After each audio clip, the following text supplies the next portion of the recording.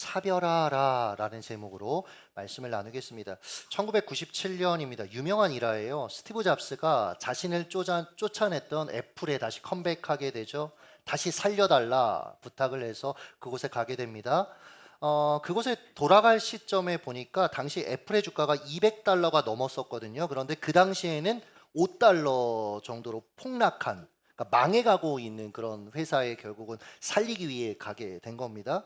그가 다시 만난 직원들과 첫 미팅 자리에서 당시 개발 중인 컴퓨터에 관한 브리핑들을 듣게 됩니다. 애플 직원들은 잡스에게 개발 중인 제품이 IBM 메모리보다 용량이 더 좋다, 그리고 뭐 정보 처리 속도가 더 빠르다, 그러니까 이런 것들, IBM에 비해서 우리가 이 정도의 퀄리티가 있는 걸 개발하고 있다는 걸 강조하더래요. 잡스가 그들을 향해서 이렇게 말했다고 하죠. 경쟁사보다 더 잘 만드는 걸로는 충분하지 않습니다. 다르게 만들 궁리를 하세요. 여러분, 쉽게 얘기하면 경쟁하지 말고 차별화라는 메시지를 던진 것이죠. 한 창업 지원 경진대회에서 자기 사업 아이템을 열심히 설명하고 있는 예비 창업자를 향해 심사위원 한 분이 질문을 했습니다. 그러니까 남들보다 잘하는 게 뭔가요? 그가 이렇게 자신 있게 말했답니다. 네, 저는 무슨 일이든 누구보다 잘할 수 있습니다. 순간 심사위원석이 싸늘해지더래요. 왜죠? 이 참가자는 창업의 의미 자체를 지금 모르고 여기에 참가하고 있는 겁니다. 창업의 가치가 무엇입니까? 남과 차별화된 아이템으로, 아이디어로 승부를 보는 게 창업인 거예요. 그런데 이 남자는 누구보다 잘할 수 있습니다. 즉 경쟁의 의미로 이 경진대회에 참석하고 있었다라는 거죠. 하나님의 사람들도 이렇게 살아야 된다라고 생각을 합니다. 그러니까 경쟁이 아니고요, 차별화 전략으로 이 땅 가운데 살아가야 된다라는 거죠. 우리가 지금 계속해서 아브라함과 사라의 이야기를 살펴보고 있는데, 사라가 지난 시간과 연장선에서 보면 이 지점에 있어서 실패한 겁니다. 그녀는 왜 하나님의 선포, 내년 이맘때쯤 아기를 갖게 될 거야 라는 말에 어떻게 반응했죠? 즉시 비웃음, 냉소로 반응했을까? 이 질문을 던져보면 이런 겁니다. 그녀는 하나님이 자신에게 주신 독특한 인생의 시간표, 차별화된 삶을 경쟁으로 해석하다가 탈이 난 겁니다. 남들은 결혼하고 다 애 낳고 살고 있는데 자신은 여전히 애가 없는 거예요. 마치 경쟁에서 실패한 인생처럼 느꼈을 것입니다. 그러던 어느 날 하나님이 아들을 주시겠다고 하시는 거예요. 그래서 기대했어요. 그리고 기다렸습니다. 무려 10년을 그렇게 인내하며 기다렸습니다. 여전히 애가 없어요. 다른 집에서는 애들이 잘 태어나는데 기대가 실망으로 변하기 시작합니다. 그럼 우리 안에 생성되는 아주 나쁜 온갖 것들이 이제 작동하기 시작하는 거죠. 뭐 하나님을 향한 냉소, 아니면 어떤 불신, 자포자기, 비교. 그런데 여러분, 그거 아십니까? 그래도 하나님은 서두르지 않으셨어요. 사라가 이렇게 삐딱하게 나와도 하나님은 서두르지 않으셨어요. 이게 하나님의 주특기입니다. 뭐 부모님들은 자녀들이 막 계속해서 조르고 어떻게 하면 그게 싫어서라도 어떻게든 들어주는데, 하나님은 아니에요, 여러분. 하나님은 서두르지 않으세요. 이게 여러분 하나님의 주특기입니다. 한 달 전에 맛있는 사과가 너무 먹고 싶은 거예요. 그래서 매년 사과를 구매하는 농장 이제 사장님한테 전화를 해서 혹시 사과가 나옵니까 했더니 11월쯤 돼야지 맛있는 사과가 나온다는 거예요. 그럼 어쩌겠습니까? 맛있는 사과를 먹으려면 어떻게 해야 돼요? 기다려야 되는 거예요. 이 관점으로 여러분, 우리 인생을 볼 필요가 있습니다. 하나님은 우리 각자가 최고의 열매 맺는 시기를 정확하게 하시는 분이에요. 그래서 절대 서두르거나 조급해하지 않으신다라는 거예요. 물론 우리가 열매 맺도록 시편 121편 4절을 여러분 선포해 주시죠. 같이 한번 읽습니다. 시작. 이스라엘을 지키시는 이는 졸지도 아니하시고 주무시지도 아니하시리로다. 할렐루야. 네, 맞아요. 하나님은 여러분이 최고의 열매를 맺도록 졸지도 않으시고요, 주무시지도 아니하시고 돌보시는 아버지 하나님 맞습니다. 이 신뢰 속에 살아가는 사람은 어떻게 해야 되냐면 서두르지 않는다는 거예요. 서두르는 인생을 살지 않는다라는 거죠. 잠언 21장 5절인데요. 한번 읽습니다. 시작. 부지런한 자의 경영은 풍부함에 이를 것이나 조급한 자의 궁핍함에 이를 따름이니라. 여러분 보세요. 성경이 부지런함의 반대말을 게으름이라고 말하고 있지 않아요. 성경은 부지런함의 반대말로 무엇을 소개하냐면 조급함을 소개하고 있습니다. 조급함. 지난 금요일 새벽 4시쯤 거북이는 느려도 행복하다라는 책을, 이게 시차 적응 아직도 못하고 있는 거예요. 그래서 이 책을 읽다가 오늘 설교에 인사이트를 주는 대목을 딱 발견했어요. 빨리 적용하고 싶어서 막 교회로 뛰어왔습니다. 근데 교회에 불이 켜져 있는 거예요. 도둑이 들었나 싶어가지고 조심스럽게 이제 딱 교육자 사무실에 들어가 봤더니 이수광 전사가 그때까지 이제 영상 편집을 하고 있는 거예요. 그 결과물이 이거죠. 오늘 낙도 영상인 거죠. 하실 필요 없어. 제가 가서 자라고 그랬어요. 늦게 출근하라고 했고. 책 제목이 재밌어요. 거북이는 느려도 행복하다. 거북이는 느려도 행복하다. 제 언어로 책의 내용 일부러 수정 보완해서 읽어드릴게요. 나는 어릴 때 토끼와 거북이 이야기를 들으면서 그저 토끼는 게으르고 거북이는 부지런하다고만 생각했다. 우리도 그랬잖아요. 그런데 나중에 커서 다시 곰곰이 생각해보니 그게 다가 아닌 것 같다. 거북이의 승리의 이유인 부지런함이 어디서 온 것인지 생각해볼 필요가 있다. 거북이는 자신을 절대평가했다. 애초에 거북이의 경주 목표는 토끼를 이기는 것이 아니라 경주를 완주하는 것이었다. 거북이는 자신의 느림을 알고 있었고 자신의 느림을 토끼의 빠름과 비교하며 낙심하거나 좌절하지 않았다. 반면 토끼는 거북이를 이기는 재미로 사는 존재였다. 자신의 정체성을 거북이와 비교를 통해 외부에서 찾으려고 살았다. 토끼의 목표는 경쟁에서 이기는 것이었고 경쟁에 앞서면 자아 도취에 빠져 헛된 승리감에 젖어 살았다. 그러다가 잠까지 잤잖아요. 결국 그것이 그를 패망의 길로 인도해 버리고 말았다. 즉 거북이는, 이 작가가 보기에는 하나님이 주신 자기 고유함으로 살 줄 아는 인생이었다라는 겁니다. 그의 목표는 경쟁에서 이기는 것, 그것이 아니었어요. 그 결과 차별화된 삶, 그러니까 인생에 전혀 예상하지 않았던 좋은 결과물들을 얻을 수, 그 경쟁에서 승리함까지 얻을 수 있었던 것이죠. 사라를 이관점으로 보시고 여러분을 한번 이관점으로 보세요. 하나님은 그녀를 토끼가 아니라 거북이로 살기를 원하셨다라는 거예요. 그녀가 경쟁이 아니라 차별화된 인생, 그 인생을 통해 하나님을 드러내는 삶을 살기를 원하셨다라는 거죠. 여러분 생각해 보세요. 90세의 아들을 낳은 엄마, 얼마나 유니크해요. 그렇잖아요. 여러분 이게 해외 토픽감 아닙니까? 그러니까 하나님은 나름 이 인생을 향해서 그렇게 독특하게 살 수 있도록 축복하신 건데, 그런데 여러분 토끼 마인드로 인생을 해석한 겁니다. 그러니 다른 사람들에 비해서 자신의 인생이 뒤처졌다고, 경쟁에서 밀려났다고 생각했어요. 그래서 낙심한 겁니다. 그러니 초조해지죠. 인간적인 방법들을 동원하기 시작하는 거죠. 악수를 두기 시작한다라는 거죠. 거북이는 느려도 행복함의 다른 한 토막을 여러분 계속해서 읽어드립니다.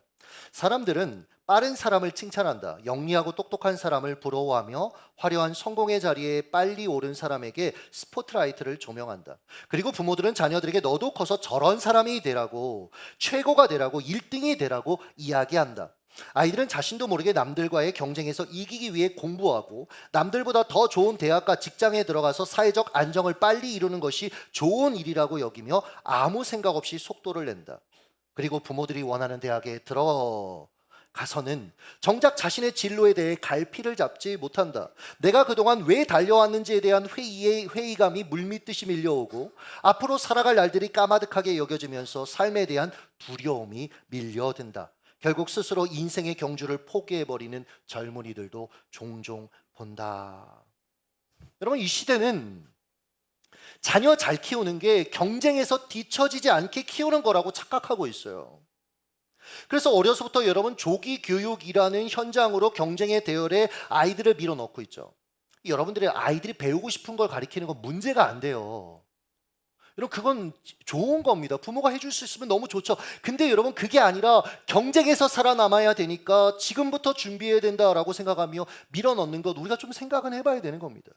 그 덕분에 경기가 요즘 안 좋다고 하잖아요. 그래서 모든 업종이 지금 문을 닫고 있는데 학원은 계속 생겨나고 있어요. 여러분 우리 교회 주변도 학원은 계속해서 생겨나고 있죠. 우리 여러분 고민해야 됩니다. 신앙인 부모로서 나는 자녀를 어떻게 키울 것인가. 여러분 그게 이 아이들의 신앙에 굉장히 큰 영향을 미쳐요. 물론 여러분 그게 절대적이진 않아요. 왜냐하면 여러분 너무 좋은 신앙에 아담 밑에서 여러분 가인이 나왔어요. 그러니까 부모가 신앙으로 삶으로 잘 살아내지 않아서 아이가 이렇게 됐다, 이렇게는 여러분 100% 말할 수 있는 거 아닙니다. 가끔 그런 이제 어떤 죄책감을 가지시는 분들한테 제가 그러지 말라고 그래요. 그거 아니에요. 그러나 내가 맡겨주신 이 자녀를 기르는 데 있어 어떠한 의도를 가지고 하나님 앞에 이 아이를 키워가는가, 우린 이건 점검해야 되는 거죠. 지난 목요일 묵상을 통해 공유한 진아영 교수의 엄마의 이야기 여러분 혹시 기억하십니까? 이렇게 푸사의 글귀로도 이렇게 남기신 분들도 있던데, 진아영 교수는 존스 호킴스 대학 의과대학에서 소아과 정신의로 조교수로 일하고 있는 분입니다. 이분이 아픔이 있었어요. 임신하기 위해서 수년간 난임 치료를 받으면서 노력했는데 계속 실패하는 거죠. 그러나 어느 날 막 절망감이 밀려오면서 엄마한테 신세한탄하듯이 이렇게 말했답니다. 엄마, 나는 아기가 있으면 정말 잘 키울 자신이 있는데, 왜냐면 소아정신과 전문이니까. 근데 엄마가 이렇게 얘기했어요. 아이고 나영아, 자식은 잘 키우려고 낳는 게 아니다. 자식은 사랑하려고 낳는 기다.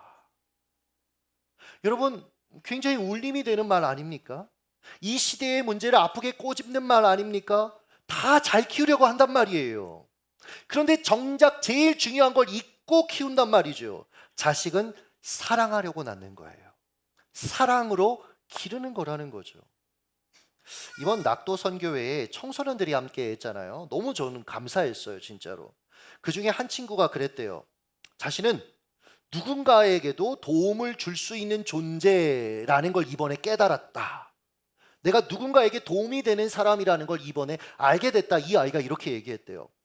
생각해 보니까 아이들을 경쟁에 밀어넣는 이 시대는 아이들이 자신의 가치를 확인하는 유일한 출구로 성적을 제시하고 있어요, 여러분. 그렇잖아요. 학교든 학원이든 다 성적이에요. 회사 가도 결국은 여러분 경쟁이고 성적이에요. 공부 잘하는 애들은 이 과정에서 나름의 자기 확인을 합니다. 회사에서 나름대로 진급 잘 되는 분들은 나름 여기서 나는 괜찮은 존재야, 어떤 자존감들을 확인합니다. 존재의 의미를 확인합니다. 그러나 그렇지 않은 아이들, 그런 사람들은 나는 잘하는 것도 없는데, 나는 쓸모가 없는데 라는 자기 메시지를 갖게 되는 거예요. 받게 되는 거예요. 그런데 낙도에 가봤더니 하나님이 내게 주신 건강한 손과 발을 가지고 노인들을 섬길 때 어르신들이 자신들을 향해서 환하게 웃어주는 겁니다. 고맙다고 말해주는 겁니다. 아, 나도 쓸모 있는 존재구나. 아, 나도 쓸모 있는 존재구나. 이번 낙도 선교 기간 하율이가 4살 하율이가 인기 만점이었대요. 이제 다음번에는 우리 원호 형제 가족도 갈 건데 어르신들이 그러더랍니다. 몇십 년 만에 아기 손을 만져봤대요. 거기 최장수 마을 상도 받은 마을이 있더라고요. 좋은 게 아니잖아요. 그러니까 90세 넘으신 어르신들한테 와서 미용 받으세요, 좀 와서 이렇게 케어 받으세요 하면 아, 이제 죽을 건데 뭐 가냐고. 그러니까 그렇게 얘기할 정도의 삭막한 섬에 계셨던 거예요. 근데 하율이 애기가 이렇게 앉아 있으니까 막 손 만져보고 막 열댓 명이 막 달려들었어. 이쁘다고 하고. 선교사님이 그러셨어요. 하율이는 존재 자체로 선교했다고. 그러니까 여러분, 존재 자체로 선교하기를 원하시면 애들을 데리고 낙도로. 문득 이런 생각이 들었습니다. 우리 각자에게 차별화된 삶, 열매 맺는 시기를 주신 하나님이 보기에 그저 경쟁에 밀어넣고 승자와 패자를 나누는 이 시대의 패러다임을 쫓아서 헉헉거리며 살아가는 당신의 백성들이 얼마나 안타까울까, 얼마나 가슴 아플까. 내게 너무 예쁜 새끼인데, 내 자식인데, 여러분 하나님 앞에서 하나님의 자녀잖아요. 제가 오늘 이렇게 예배에 오시는 분들 서로 인사하면서 그렇게 인사했거든요. 한 주간 너무 수고했어요. 한 주간 정말 수고했어요. 목회하다 보면 부모 마음이 생겨요. 그러니까 지금 이 자리에 이렇게 나오는 자체도 너무 귀하고, 얼마나 수고했을까, 얼마나 애썼을까, 여기까지 오기까지 얼마나 많은 갈등과 고민을 이겨내면서 이 자리에 서 있는 걸까, 고맙더라고요. 그래서 격려하고 싶어서 그렇게 말씀드렸어요. 하물며 하나님은 어떻겠습니까? 아들 예수 그리스도를 십자가에 내어 주기까지 구원한 내 새끼들인데, 근데 이 시대의 세파 속에서, 이 시대의 흐름 속에서, 거짓된 그 흐름 속에서 자신의 가치를 잘못 평가하고 있다면 불행이죠. 가슴 아픔이죠. 계속 말씀드리지만 이번에 정원호 형제가 선교하고 나니까 너무 좋았나 봐요. 그래서 아내한테 묻지도 않고 얘기했잖아요. 다음번에 가족들을 데려오겠다. 그래서 제가 아까 그 아내 되는 자매에게 갈 거냐 뭐 그랬더니 그 고개를 끄덕이던데 되게 멋있는 친구들이에요. 근데 이런 얘기를 했어요. 선교 가기 전에 많이 지쳤었대요. 힘들었었대요, 마음이. 근데 여기 와서 회복이 되는 거예요. 그래서 다시금 삶을 살아갈 힘을 얻었다라는 얘기를 하더라고요. 여러분 보세요. 지난번 캐나다 선교도 그렇고 우리 원호 형제 포함해서 낙도 선교팀도 그렇고 선교를 통해 희한한 게 섬기러 갔다가 오히려 섬김을 받았다, 살아갈 힘을 얻었다라고 말하는 그 이유가 무엇일까요? 하나님이 아브라함에게 하신 말씀의 힌트가 저는 있다고 생각을 해요. 그게 18절과 19절인데 같이 한번 읽겠습니다. 시작. 아브라함은 강대한 나라가 되고 천하 만민은 그로 말미암아 복을 받게 될 것이 아니냐. 내가 그로 그 자식과 건속에게 명하여 여호와의 도를 지켜 의와 공도를 행하게 하려고 그를 택하였나니. 아멘. 여러분 보세요. 천하 만민은 그로 아브라함으로 말미암아 복을 받을 것이다. 그러니까 여러분 보세요. 아브라함은 그리고 우리는 세상에 복을 흘려보낼 통로입니다. 우리를 통해 하나님의 나라가 세워지는 거예요. 그러니까 선교를 통해서 이 삶이 다시 자각된 거죠. 아, 나는 복의 통로지. 아, 난 경쟁에서 살아남기에 아등바등하는, 거기서 이겼느냐 졌느냐로 내 인생을 해석하는 그런 존재가 아니라 나는 이 땅에 복의 통로로 부름받았지. 하나님의 나라를 위해 살라고 부름받았지. 특별히 오늘 본문을 보면 우리를 통해 세우시 흘려보낼 하나님의 복, 하나님 나라의 중요한 가치가 소개되어져 있어요. 19절에 보시면 의와 공도라고 되어 있어요. NIV 성경을 보면 Light and Just. 하나님은 경쟁에서 이긴 자만 살아남는 세상을 만들기 위해 아브라함을 그리고 우리를 부르신 게 아니라는 거예요.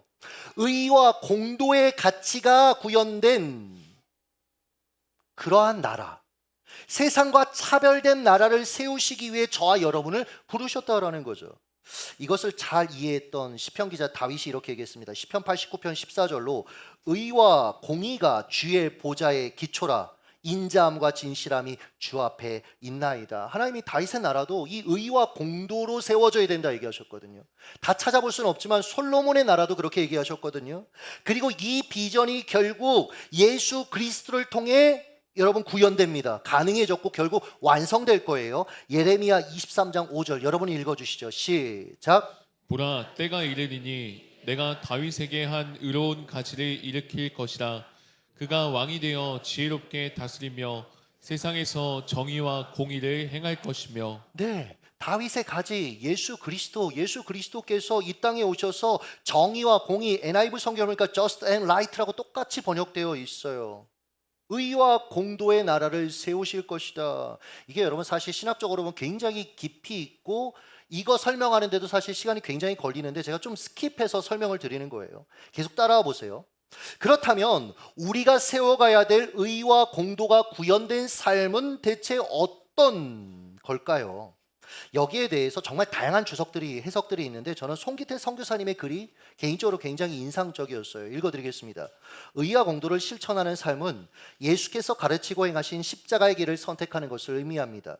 오리를 가자고 부탁하는 자에게 심리까지 동행하며 우리를 고소하며 속옷을 달라고 하는 자에게 겉옷까지 내어주는 자비와 은혜의 길입니다. 세리들이 정한 세를 공정히 받고 군인들이 폭력으로 빼앗지 않는 공의로운 직업 활동을 의미합니다. 오늘 일터 현장과 가정에서 행할 의와 공도는 무엇일까요? 우린 여러분 이걸 고민하며 사는 겁니다. 나의 일터와 삶의 현장에서 살아내야 될 예수의 삶의 방식은 무엇인가? 하나님 나라 가치는 무엇인가? 이걸 발견해서 삶에 적응하며 사는 삶이 의와 공도의 삶이다라는 거예요. 그때 세상이 줄 수 없는 것들을 여러분 맛보게 되는 겁니다. 최근에 전남 장흥에서 목회하고 계시는 목사님으로부터 톡 하나를 받았습니다. 교회 처음 부임할 때 사택이 도저히 살 수 없는 상태여서 제가 가봤거든요.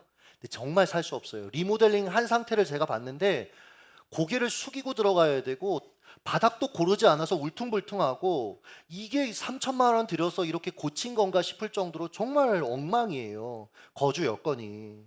근데 교회가 어려우니까 이 노인 몇 명 있는 교회에서 이걸 도와드릴 수 없으니까 본인들이 대출받아서 3천만 원 대출받아서 리모델링하고 들어갔어요. 근데 은행에서 이분들이 뭐 상황이 안 되니까 어떻게 원금을 갚아요. 그러니까 이자만 조금씩 갖고 있었는데 은행에서 원금 10%, 300만 원을 10월 말까지 갚지 않으면 대출 연장 안 해주겠다 이렇게 통보한 거예요. 요즘 종종 이런 일들이 있잖아요. 모아놓은 돈은 없죠. 얼마 전에 시골 교회에 청소년들 7명이 출석하는 기적이 일어났어요. 이 교회에서 막 같이 기뻐하고 막 이랬었는데 여러분 애들 사역은 기뻐하지만 결국은 여러분 물질이 필요하잖아요. 이분 마음이 너무 좋거든요. 이 부부 마음이. 그래서 서울로 애들 데리고 수련회 가겠다. 왜냐면 그렇잖아요. 이 지방에서 서울 가는 게 또 애들한테는 기쁨이잖아요. 그래서 100만 원 넘게 또 사비를 다 쓰신 거예요. 해결할 구멍이 없어요. 이 상황에서. 오죽하면 저한테 미안하니까 전화도 안 하고 톡을 했어요. 상황이 그러니까 답답하니까. 처음에는 저도 이걸 듣고 와 마음이 답답하고 어떻게 해야 되나 싶고 기도하다가 결국 제가 이 말씀 준비하고 있었거든요. 의와 공도. 내가 해야 될 의와 공도를 실천하면 되겠구나라는 마음이 있었어요. 사실 제가 되게 부끄러움이 많은 사람이에요. 그렇게 안 보이죠. 그 두란노 출판사에도 그걸 눈치를 채서 이제 책을 홍보하고 마케팅을 해야 되는데 거기 마케팅 팀장한테 제 편집 팀장이 얘기했대요. 목사님 굉장히 부끄러움이 많으시니까 그걸 생각하면서 이제 해야 된다. 그래서 사실 조용히 교회에 그냥 책 나왔다 알리고 끝내려고 했어요. 뭐 출판 감사 예배, 저자 사인회, 독자의 만남 여러 가지 프로그램이 있더라고요. 근데 하지 않겠다고 한 상태였습니다. 근데 제 생각을 뒤집기로 했어요. 이 일을 통해서. 말씀드렸죠? 저자가 책을 사면 정가의 70%에 사올 수 있어요. 물론 성도들에게 도서 정말 미안해요. 도서 정가제 때문에 어쩔 수 없어요. 90%의 가격에 팔 수밖에 없고 대신 그 차익 20%이 수익을 전액 장흥교회에 보내면 좋겠다. 근데 과연 이게 뭐 얼마나 될까? 300만 원이 과연 될까? 그런 생각을 사실은 하면서 이 일을 추진하고 여러분들에게 아침 묵상에 마음을 나눴죠. 근데요, 여러분, 그날 아침에 타교의 성도 한 분이 30만 원을 보내왔어요. 그 목사님을 위해서 사용해달라고. 그리고 잠시 후에 타교의 성도, 계속 강조합니다. 타교의 성도 한 분이 제가 섬기는 신회에 속한 남자 형제인데 300만 원을 보내왔어요. 목사님 그걸로 책 다 구매해 주세요. 그리고 그 차액은 장흥에 있는 교회에 보내주세요. 그리고 공기업 부장을 역임했던 타교회, 또 타교회예요. 저하고 공기업 제가 신회 하면서 잠시 만났던 분인데 이 장로님 책 10권을 주문해 주셨고요. 그 타교회 장로님이 10권이니까 우리 김성환 장로님은 몇 권을 하실 수 있겠어요. 막 기대가 막 돼요. 너무 기대가 돼요. 이 외에도 정말 많은 분들이 함께 해 주셨어요. 이랬으면 제가 목회자로서 감사하지만 약간 속상할 뻔했는데 다행히 오후쯤에 우리 교회 성도 한 가정이 300만 원을 보내주셨어요. 목사님 책은 저희가 알아서 구매할 거니까 오히려 그 목회자를 좀 섬겼으면 좋겠다고. 보세요. 이게 여러분 목회자가 마음을 나눴다고 이게 가능한 일일까요? 전 그렇게 생각하진 않아요. 다들 팍팍하고 힘든데 오히려 부담이 된다고 생각할 수도 있는데 오히려 여러분 물질을 내놨다. 왜요? 이런 겁니다. 내게 허락하신 삶 속에서 천하 만민은 그로 말미암아 복을 받게 될 것이 아니냐. 의와 공도를 행하게 하려고 그를 택하였나니 저는 이 말씀에 반응했을 뿐이에요. 그러자 하나님이 당신의 사람들을 움직이신 겁니다. 의와 공도를 실천하는 사람들을 하나님이 움직이신 거예요. 저는 이번 일을 겪으면서 다시 한번 고백합니다. 하나님은 내 스케일보다 훨씬 크시구나. 저는 300만 원 그거 다 채울 수 있을까 이 고민하면서 묵상을 했는데 나눴는데 하나님은 훨씬 풍성하게 다 채워줬어요. 이미 그 금액은. 그래서 이제부터 이 책값의 차액은 이 목회자 가정을 돕는 데 전액 쓸 거예요. 장흥 목회자 가정을 더 풍성하게 공급하시는 너무나 좋으신 하나님을 저는 보고 있어요. 여러분 보세요. 우리는 세상과 설정해둔 목표 자체가 다른 사람들입니다. 살아도 알아야 됐어요. 단순히 아기가 없으니까 아기 낳는 것 이상의 목표, 이 아이를 통해 의와 공도의 나라, 하나님의 나라의 가치를 구현하기 원합니다. 여기까지 가야 됐었다고요. 우리도 여러분 그래야 합니다. 단순히 직장 생활하는 게 아니라 이 직업 혹은 이 수입을 통해 의와 공도의 나라, 하나님의 나라를 의 가치를 구현하기 원합니다. 이렇게 사는 사람이 여러분 경쟁하지 않죠. 오히려 차별화된 삶을 누리게 될 수 있다라는 거죠. 말씀을 맺겠습니다. 최근에 제가 걱정이 있었어요. 그러니까 제목해만 하면 뭐 걱정할 게 없는데 자꾸 이제 제 한계 너머의 여러 가지 하나님 나라의 일들을 바라보다 보니까 걱정이 생기는 거예요. 하나님이 저와 교회를 통해서 이루고자 하시는 일들이 너무 많아요. 뭐 이를테면 내년에 캐나다 런던 가스펠 교회 목사님 가족들 한국에 와서 쉼도 갖고 하실 수 있도록 우리 교회에서 비용을 마련하기로 장로님하고 얘기했거든요. 그것도 또 해야죠.